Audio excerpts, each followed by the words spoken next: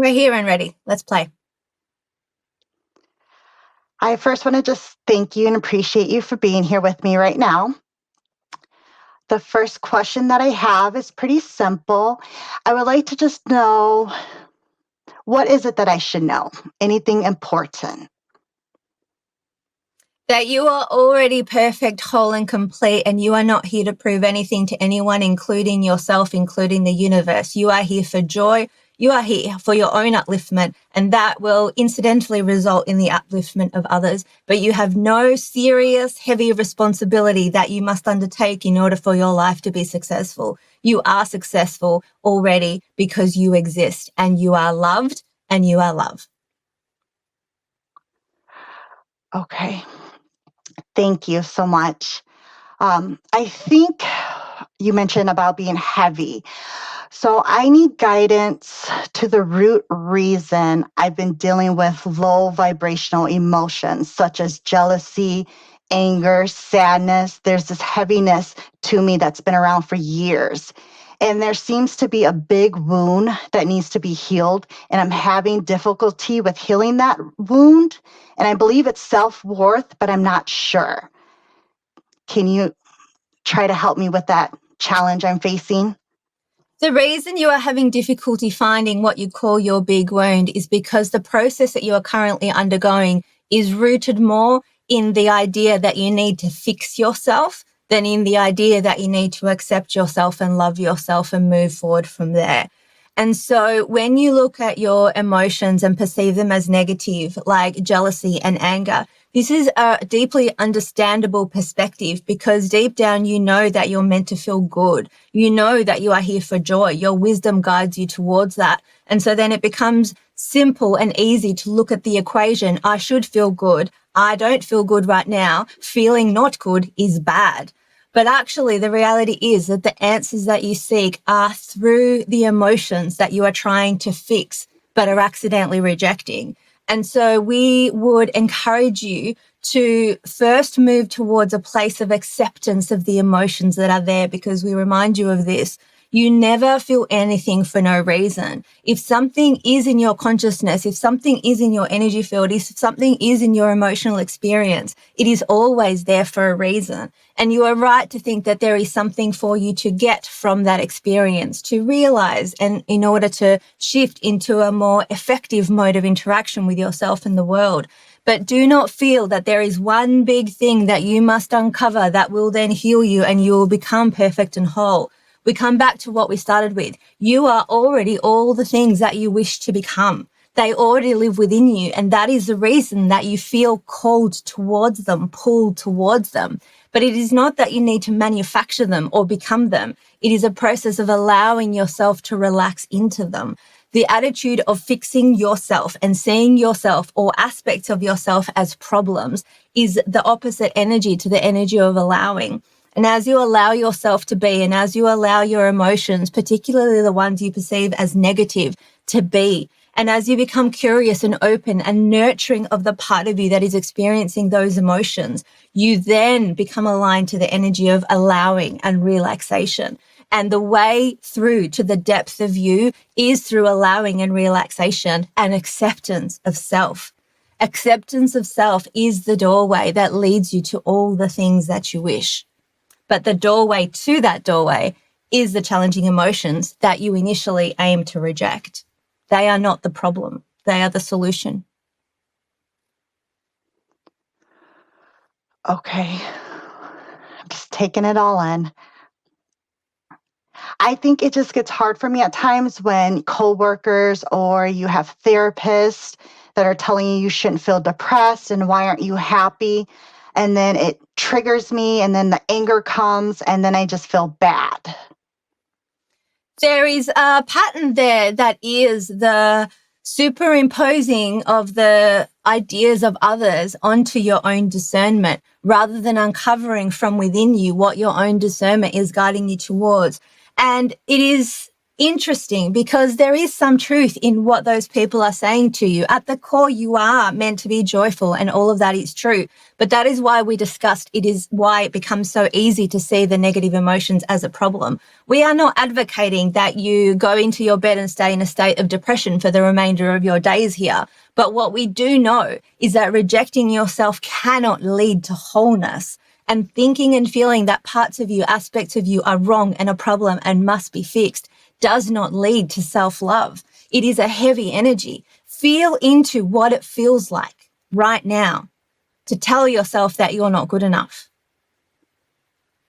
Feel into what it feels like to tell yourself you should be doing better. Feel into what it feels like to tell yourself there is something wrong with you. You are not acceptable.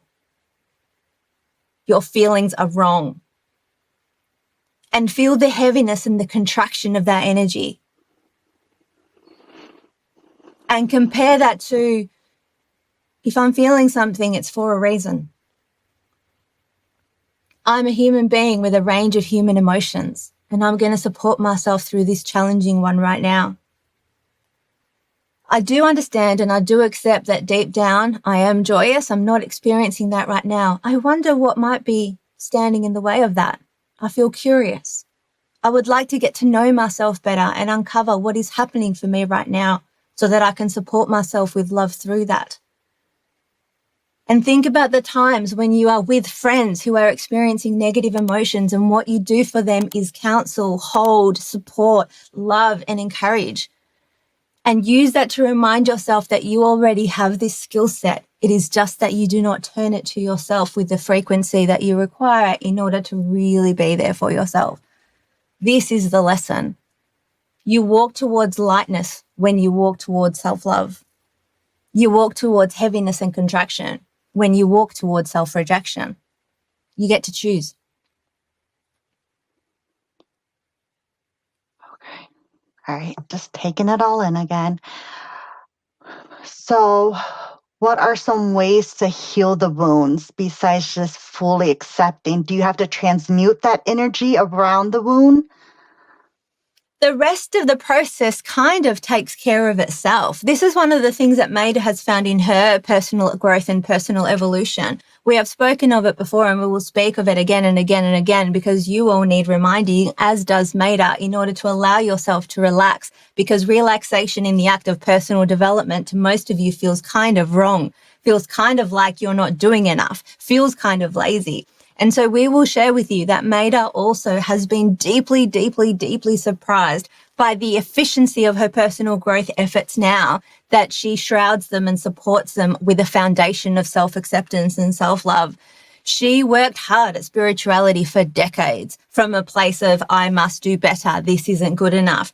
The feeling that you want to be your best self is a divine inspiration. But when you turn that into rejecting yourself as you are, you contract your energy, and you do not contract your divinity, but you contract your ability to experience yourself as divine. And so Maida has said this before as an analogy that is powerful, and we will share it with you now. She feels like when she moved towards self-acceptance first and growth second, the growth happens so quickly and so easily and so painlessly for her in comparison to what it used to be like before. She now feels like she has roller skates on and is wearing a rocket. She is moving through all of the alleged wounds and alleged blocks with so much more ease now. Because when you are supporting yourself in the healing of your wounds will show themselves to you. But when you are pretending that you are attempting to self-accept, when what you're really doing is trying to sneakily, quickly move towards resolution of said wounds, your wounds do not feel safe. The parts of you that feel wounded do not want to share themselves with you because they are used to being reprimanded and rejected even more. And so they protect you below the level of your conscious awareness. And that, dear one, is what you call self-sabotage. Self-sabotage does not exist. What exists is parts of you that feel that you are unsafe, attempting to protect you. And so when you're in a place of open communication with those aspects of yourself and support of those aspects of yourself, you can reconceptualize what safety is and isn't, what threat is and isn't, and find a way to meet the needs of those parts of you so that they can become elevated. Currently, you wish to cut them out of yourself, to remove them, to let go of them, to release them. And that is a contractive energy. Whereas when you aim to free them because you have self-compassion and you know that they are you and you want them to be powerful and free and integrated into the wholeness that you are, they will put their hands up and they will shine the spotlight on themselves. But when it's recrimination and you are not wrong, you are wrong and you are not acceptable energy that you bring to those parts of you, they will keep hiding in a corner. They do not want to expose themselves to more pain by showing themselves to you when what you wish is to not see them. You want them gone. And so this is a process of coming back into wholeness through self-love and through self-acceptance. And we will say this, we will keep speaking to you about self-love for as long as you're willing to listen, possibly longer, because we are deeply committed to humanity standing and living in that place and interacting from that space. In any way that we can support, we will be here to do that. But currently, most of you hear self-love and think it's too simple, think that it cannot be the solution. And more than that, you think that you're already doing it without seeing that deep down your self-love is actually coming from a place of self-rejection. So self-love is the answer, but is not something that you say, self-love, I had a massage today, tick. It needs to be actual being there for yourself as your own best supporter and deep, deep nurturing of self, moment to moment, moment to moment. And when you get it wrong, because you are habituated to the opposite, you be there with yourself and you take ownership of that and you apologize to the parts of yourself that you have rejected accidentally based on habit, the same way you would clean up an interaction with someone in your external world. If you have integrity in your inner world, you won't any longer need to demand perfection from yourself. You demand perfection when you feel imperfect. And as you move towards self-acceptance and self-love, the feeling that you are okay just as you are will start to permeate your being and therefore permeate your life experience. The place that you make decisions from will be a place of fullness rather than a place of trying to whip yourself into being your best self. And that, dear one, is the solution. Self-love is deeply simple, but it is not as ineffective as most of you think it is. It is the solution. Self-acceptance, self-love, relaxation, and allowing. If you combine that with all of the efforts that you are already making to be your best self, you too will feel like you are wearing roller skates and you have a rocket that is pushing you forward with little perceived effort by you, because you being there for yourself is the rocket that propels you forward. You loving yourself is the rocket that propels you forward. And there is no problem with where you are currently. We will say this again and again and again. You will always want to expand. You will always want to become more. But that does not mean that where you are is not enough. You cannot be not enough. You are the entirety of the universe. And as you move towards the self-acceptance and the self-love that will encourage you forward, rather than self-rejection that attempts to beat you forward into expansion, feel the incongruence of that. Beating yourself into expansion, rejecting yourself into expansion, cutting out parts of you in order to expand is deeply ineffective and also painful. There's no need for any of it. And it's okay that it will take you some time to move from that model to the self-love model. That's okay. We will support you and you can support yourself, and there is other supports available for you in the universe, both physically and energetically. But there is no need for self-rejection. Not only is there no need, self-rejection is ineffective when you think about your aim of expansion. We return to where we started. You are already all the things that you wish to be. That is why they call you. As you relax into yourself, as you accept yourself, as you move deeper into a connected experience with all of the aspects of yourself, you will return to wholeness. And that is what you seek. You feel divided now, so you look externally to fill the hole. The hole cannot be filled externally. It is filled by you connecting with you, loving you, and then, dear one, the impact that you have on others. The impact on others cannot be your primary aim. Their primary aim being the self-love for yourself, the support for yourself. But the incidental, what happens afterwards because of the self-love that you live with, the impact that you have on others in the world around you is much, much, much bigger than what you perceive when you are trying to push yourself to be better, to have a positive impact in the world. Joy, play, relaxation, allowing, loving of the self. That is going to get you where you want to go. It is not too simple. It is perfect and it is balanced. And at the core of you, that is who you are. We love you. We love you. We love you. Go well. You barely got to speak. I know. Oh, they were running and running. Oh, how are you going? I'll just stop the recording.